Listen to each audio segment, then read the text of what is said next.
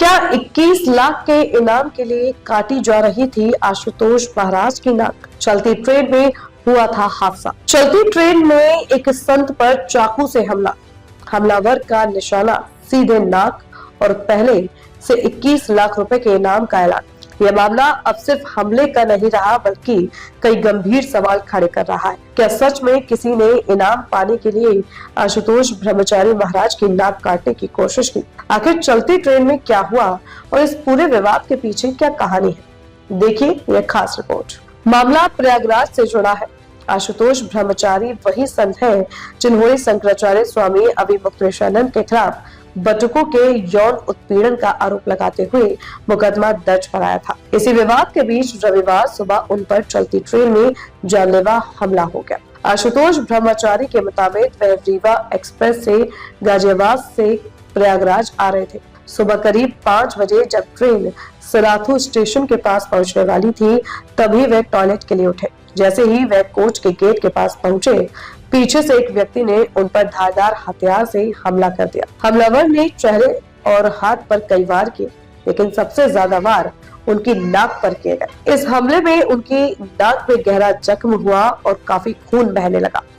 हम लोग शाकुम्भरी पीठ से चले तो अपनी गाड़ियों से आए, तो क्योंकि टिकट हमारा गाजियाबाद से था और हम रीवा एक्सप्रेस में आए तो 5 बजे के लगभग सुबह धारदार हथियारों से हमारे पे हमला कर दिया। हमारी नाक काटने का प्रयास किया गया है और हमारे पर हमला किया गया है। ये पूरा मामला हुआ है। बाथरूम में बढ़ के हमने अपनी जान बचाई।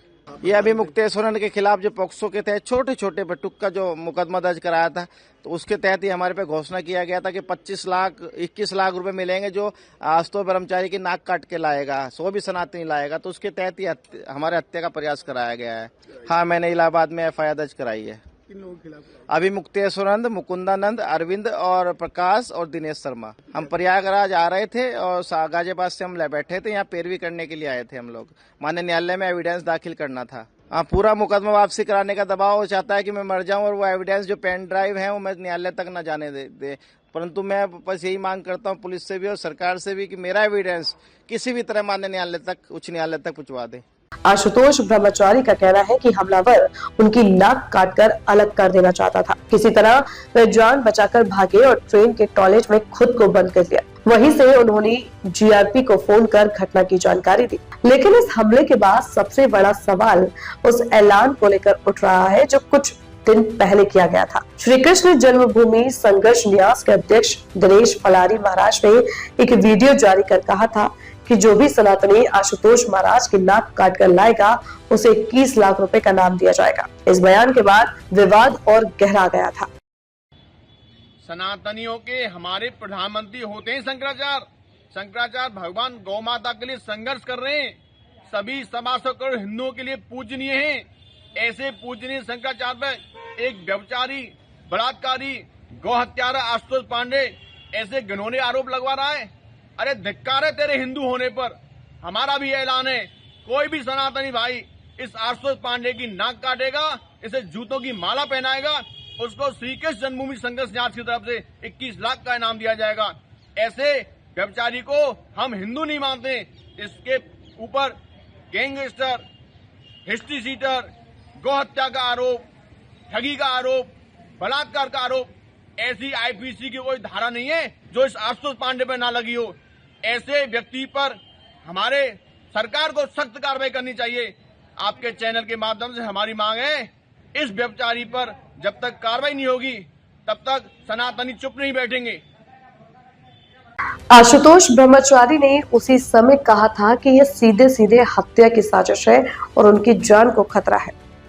अब जब चलती ट्रेन में उन पर हमला हुआ है तो ये सवाल और भी गंभीर हो गया कि क्या हमलावर सच में 21 लाख रुपए के इनाम के लिए उनकी नाक काटने आया। ऐसा है कि जो अटेंडेंट है, जैसा कि हमको समाचार में बताया गया, वो कह रहा है कि बाथरूम में गए तब तक तो ठीक थे, बाथरूम से निकलने के बाद से इनका ये हाल हो गया। तो बाथरूम में जब गए तो ठीक थे, तो बाथरूम से निकलने के बाद उनको किसने मार दिया? ये बनावट है, केवल माहौल बनाने के लिए और सुरक्षा प्राप्त करने के लिए, इससे ज्यादा कुछ दिखाई नहीं देता। और दूसरी बात है कि अगर भारत सरकार की रेल सुरक्षित नहीं रह गई, कोई यात्री किराया दे करके, चाहे वो आशुतोष ही क्यों ना हो, अगर वो यात्रा कर रहे हैं, ट्रेन में कर रहे हैं, तो कहाँ है जीआरपी, कहाँ है रेलवे का प्रशासन? वैसे किसी यात्री के ऊपर हमला हो जाता है। ये तो सुरक्षित जगह मानी जाती हैं, उन जगहों पर भी अगर किसी के ऊपर सुरक्षा में ब्रीच हो जाती है, हमला हो जाता है, मुश्किल हो जाता है वो व्यक्ति, तो ये तो हमको समझ में नहीं आता है। इसका जवाब रेलवे प्रशासन को देना चाहिए कि आज वो साक्ष्य सबमिट करने जा रहे थे कोर्ट में और इसी दौरान उनके ऊपर हमला हुआ है। ठीक है, हमने दो बात बताई। एक हमने बताया कि अटेंडेंट कह रहा है कि बाथरूम जाते तक ठीक थे, फिर बाथरूम के अंदर तो अकेले ही थे, कैसे हो गया। दूसरी बात यह है कि रेलवे में तो यात्री सब सुरक्षित रहते हैं, उनकी सुरक्षा के लिए जीआरपी बनी हुई है, पेट्रोलिंग करती रहती है, स्टेशन में नजर रखती है, कोई गड़बड़ आदमी ना जाए।